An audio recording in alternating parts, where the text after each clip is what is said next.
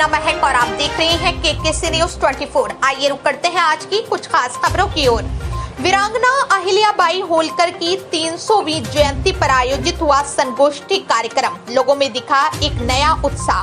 काशीपुर खड़गपुर स्थित एक निजी बैंक्वेट हॉल में जैसे ही भारत की गौरवशाली वीरांगना अहिल्याबाई होलकर की 300वीं जयंती पर आयोजित संगोष्ठी कार्यक्रम की शुरुआत हुई।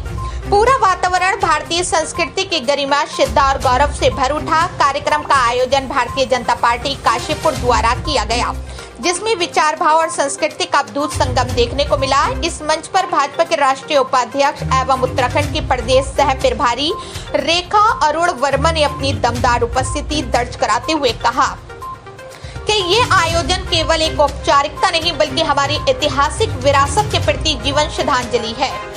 उन्होंने मंच से नारी सशक्तिकरण पर जोर देते हुए कहा कि अहिल्याबाई होलकर के निर्णय आज भी नेतृत्व की दिशा तय करते हैं और अगर नारी शक्ति को उचित मार्गदर्शन मिले तो वो समाज की दशा और दिशा दोनों बदल सकती हैं। मीडिया से बातचीत में रेखा अरुण वर्मा ने स्पष्ट शब्दों में कहा कि यह संगोष्ठी एक प्रेरणादायी आंदोलन की तरह है, जो हमारे इतिहास और सांस्कृतिक धरोहर को नई पीढ़ी से जोड़ने का कार्य कर रही है।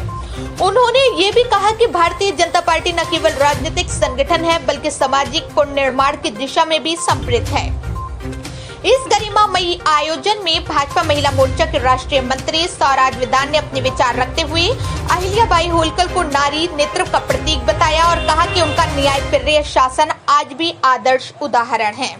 वहीं राष्ट्रीय सेविका समिति की संपर्क प्रमुख सविता चौधरी ने अपने उद्बोधन में भारतीय परंपराओं, सामाजिक समरसता और संस्कृति की रक्षा की जरूरत पर जोर दिया। कार्यक्रम में उत्तराखंड सरकार के राज्य मंत्री ज्योति प्रसाद गैरोला ने कहा कि हमें अपने इतिहास की ऐसी विभूतियों से प्रेरणा लेनी चाहिए जिन्होंने अपने युग में सामाजिक परिवर्तन के बीज बोए। उन्होंने कहा कि संस्कार और सांस्कृतिक जागरूकता ही किसी राष्ट्र की असली ताकत होती है। इस दौरान भाजपा के जिला अध्यक्ष मनोज पाल, जिला प्रभारी पुष्कर काला, पीसीयू चेयरमैन राम मेहरोत्रा, भाजपा नेता आशीष गुप्ता, पूर्व मेयर उषा चौधरी, कार्यक्रम संयोजक उमा जोशी और विनीत चौधरी की उपस्थिति ने आयोजन को और अधिक प्रभावशाली बना दिया।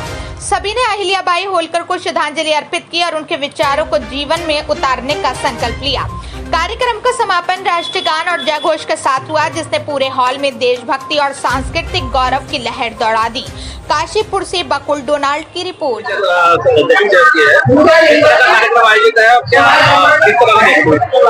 देखिए, जब से देश आजाद हुआ है, हमारे जो महापुरुष हैं, हमारी जो महिला सशक्तिकरण के रूप में जिन्होंने इस देश के लिए काम किया है, जो भी सरकारें रही पिछले जिन्होंने 60 साल राज्य किया है, डॉक्टर भीमराव अंबेडकर, डॉक्टर श्यामा प्रसाद मुखर्जी, पंडित दीनदयाल उपाध्याय, हमारे डॉक्टर भीमराव अंबेडकर जी और सरदार वल्लभ भाई पटेल और अहिल्याबाई जैसी हमारी जो महारानी थी, जिन्होंने वास्तविक में देश को आगे बढ़ाने में जो अपना योगदान रहा है, इन सारे लोगों की जो काम करने की शैली थी उसको जनता से दूर रखा है। केवल अपने परिवार की राजनीति, अपने परिवार के बारे में लोगों को जानने और समझने का मौका दिया। लेकिन इन महापुरुषों के बारे में इन सरकारों ने, इन सत्ताधारियों ने कभी भी कोई वर्णन नहीं किया, क्योंकि हमारी जितनी युवा पीढ़ी है कम से कम वो जाने कि हमारे महापुरुषों का क्या योगदान रहा है देश के लिए, कैसे महिलाओं ने सशक्तिकरण की एक मिसाल कायम की है, किस तरह से देश को आगे बढ़ाने का कार्य किया है। इन सारी चीजों से हमारे युवा पीढ़ी को, आने वाली पीढ़ी को सब वंचित रखा।